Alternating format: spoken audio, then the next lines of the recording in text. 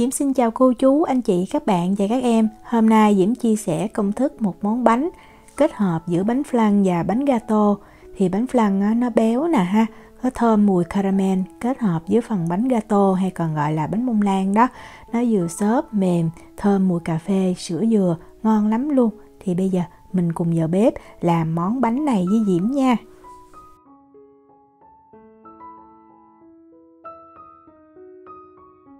Với công thức này thì mình cần 2 khuôn có kích thước là 21 x 10 x 5 cm hoặc là một khuôn lớn, khuôn tròn thì có đường kính là 22 cm.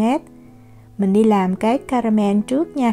Thì mình nên chọn cái nồi nó có cái đế dày thì cái caramel mình làm nó sẽ đều, cái màu nó đẹp hơn.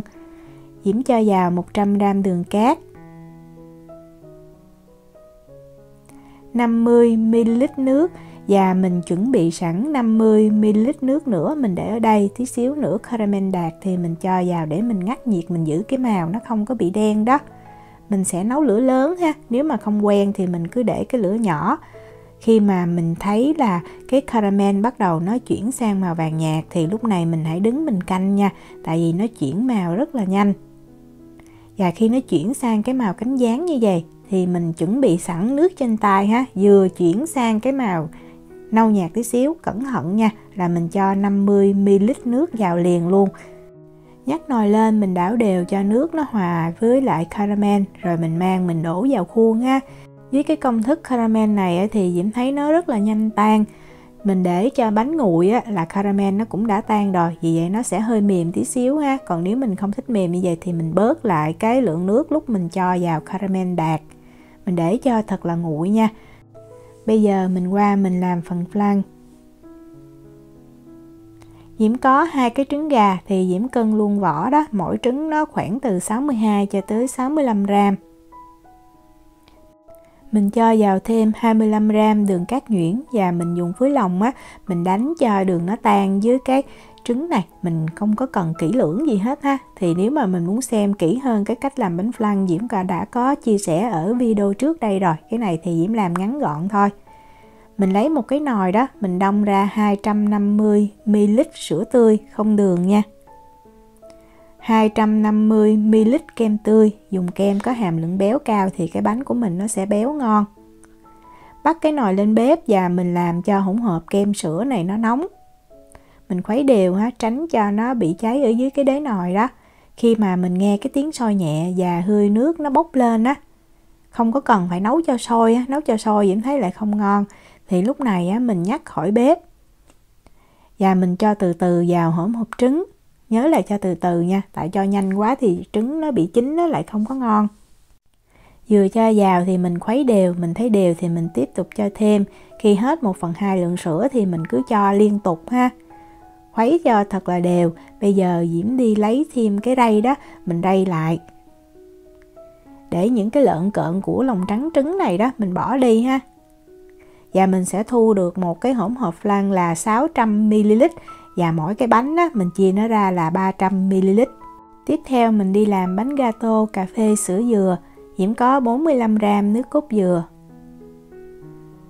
45g sữa đặc có đường, 20g dầu ăn. Thì video bánh bông lan sữa dừa này Diễm cũng đã có chia sẻ rồi. Nếu mà mình muốn coi tỉ mỉ hơn thì mình xem video đó nha.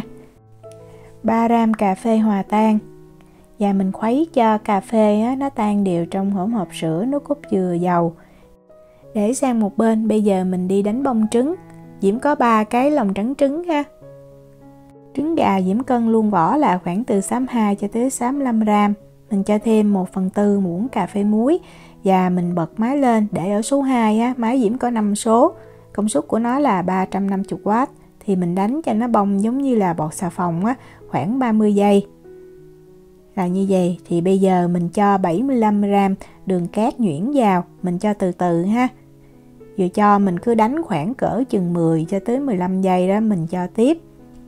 Thì khoảng cỡ 1 phút là mình sẽ cho hết cái lượng đường này. Rồi mình tiếp tục mình đánh cho tới khi mà mình thấy nó nổi những cái vân như vậy. Nhắc lên là nó có cái chất mềm.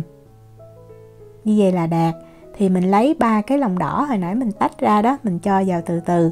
Mình cho từng cái lòng đỏ một, cho vào mình đánh tan. Rồi mình cho tiếp. Mình cũng để máy ở cái tốc độ thấp luôn nha. Thời gian cho 3 cái lòng đỏ này thì nó khoảng cỡ từ 30 cho tới 45 giây. Sau khi 3 lòng đỏ đã hòa đều rồi thì mình sẽ cho bột. Thì Diễm sử dụng bột bánh ha, hay là bột mì số 8 hoặc là bột bánh bông lan 75g.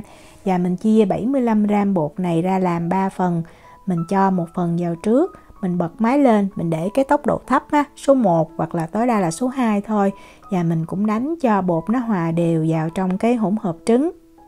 Sau khi thấy đều rồi thì mình tiếp tục mình cho bột. Trường hợp mình không có bột bánh á, thì mình có thể sử dụng bột mì đa dụng và tinh bột bắp.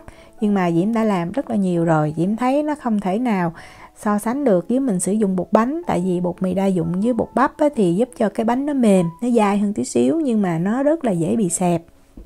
Cho bột hết vào rồi á, thì mình đánh cho bột nó đều cho tới khi mình không còn thấy bột trắng nữa đó. Thì bây giờ mình lấy 1/3 cái hỗn hợp bột này, mình cho vào cái hỗn hợp cà phê sữa dừa. Trộn cho hai hỗn hợp thật là đều với nhau á, rồi mình mới cho ngược vào lại trong cái hỗn hợp trứng. Như vậy thì giúp cho hai cái hỗn hợp chất lỏng, tại vì nó rất là lỏng á, với chỗ hỗn hợp trứng đặc á, nó dễ hòa đều với nhau hơn. Đó, khi thấy đều như vậy á, thì mình cho ngược lại vào trứng. Và mình dùng cái phương pháp phao á, mình trộn cho nó thật là đều luôn. Thời gian á, thì khoảng 1 phút. Và mình lưu ý là mình không có nên trộn lâu quá, làm vỡ mấy cái bọt khí thì cái làm cho cái bánh của mình nó sẽ nở kém đi. Sau khi trộn đều rồi thì Diễm đi làm nóng cái lò nướng. Mình bật lò lên để hai lửa trên và dưới, không bật quạt. Nhiệt độ là 150 độ C, 302 độ F. Mình chia đều cái hỗn hợp flan vào hai khuôn và lưu ý là mình cho từ từ, thiệt là nhẹ nha. Tại vì cái caramel này nó hơi mềm á, nếu mà mình cho mạnh tay quá nó dễ bị tan ra. Sau khi chia đều flan vào hai khuôn rồi á, thì mình lấy cái phần gato á, mình cũng chia đều ra luôn. Hỗn hợp gato á, nó có bọt khí nhiều, vì vậy khi mà mình cho vào chất lỏng thì tự động nó sẽ nổi lên trên. Mình cho hai khuôn bánh này vào một cái khuôn lớn để mình cho nước nóng vào mình nướng. Mình nên mang đi nướng liền luôn nha. Mình đặt bánh ở cái rãnh giữa của lò nướng. Và mình nấu sẵn nước sôi á, mình để cho nó nguội khoảng cỡ từ 3 cho tới 5 phút cho nó có nhiệt độ khoảng từ 60 cho tới 70 độ C á. Và mình đổ cái nước này nó ngập tới cái phần flan là được ha. Lưu ý là phải ngập tới phần flan nha, tại ít quá thì cũng dễ làm cho cái flan nó bị rỗ khi mà nướng chín á. Và mình nướng ở cái nhiệt độ 150 độ C, 302 độ F này trong khoảng thời gian từ 40 cho tới 45 phút. Khi mà mình nhìn vào mình thấy bánh nó đã nở và mặt bánh nó hơi vàng là được. Đừng có nướng lâu quá thì cái phần gato nó sẽ bị khô, không có ngon nha. Bánh này là Diễm nướng 40 phút nè. Khi mà lấy ra khỏi lò thì bánh nó sẽ co lại tí xíu ha. Nó không phải thiệt là xẹp, nhưng mà nó co và giống như nó tróc khỏi cái thành của cái khuôn như vậy. Mình lấy ra khỏi nước và mình để cho bánh thật là nguội ha. Thời gian bánh nguội thì tùy nhiệt độ nhà mình đó. Nhà Diễm mát nên bánh nó nguội cũng rất là nhanh, nhưng mà Diễm để tới 5 tiếng luôn nè. Sau 5 tiếng thì mình thấy bánh nó co lại như vậy. Và bây giờ Diễm sẽ bọc một cái bánh kính lại, Diễm cất vào trong tủ lạnh. Rồi mình sẽ khui ra mình xem nó có khác nhau là cái bánh là mình khui liền bây giờ không ha. Khui bánh ra đó thì mình cứ lấy cái dao đó, rồi mình đi một vòng xung quanh cái thành. Rồi mình úp ngược bánh ra. Thì cái caramel này như Diễm nói nó lỏng nên là nó tan ra rất là nhanh. Vì vậy mình nên lấy cái dĩa có cái thành cao ha, để cái nước caramel nó không chảy ra ngoài đó. Để cắt ra thử. Phần flan thì rất là mịn và cái bánh bông lan thì nó nở xốp như vậy. Bánh này Diễm thấy mình ăn lạnh mới ngon, ăn bây giờ thì Diễm thấy cái cốt bánh lại không có ngon, nó hơi bị xốp. Trong khi bánh mà cất trong tủ lạnh nè, cái này là Diễm để được 8 tiếng. Thì cái phần cốt bánh bông lan mình ăn mình cảm giác như là nó béo hơn, nó ẩm hơn nữa, nó không có bị khô. Tại vì có em nhắn cho Diễm là làm thử cái công thức bánh này. Tại vì em ấy làm cất bánh vào trong tủ lạnh thì cái phần cốt bánh gato nó bị cứng. Thì em hãy thử làm cái công thức này nha. Diễm thấy là cái cốt bánh gato cho vào trong tủ lạnh nó cũng rất là ngon, không hề bị khô. Bánh này thì mình bảo quản trong tủ lạnh ăn được từ 3 tới 4 ngày. Diễm chúc cô chú, anh chị, các bạn và các em làm được bánh flan bông lan cà phê sữa dừa thiệt là ngon. Nếu mà có thắc mắc gì thì cứ để lại lời nhắn hoặc là gửi tin nhắn cho Diễm. Diễm cảm ơn sự quan tâm theo dõi video rất là nhiều. Hẹn gặp lại trong những video tiếp theo. Chào tạm biệt.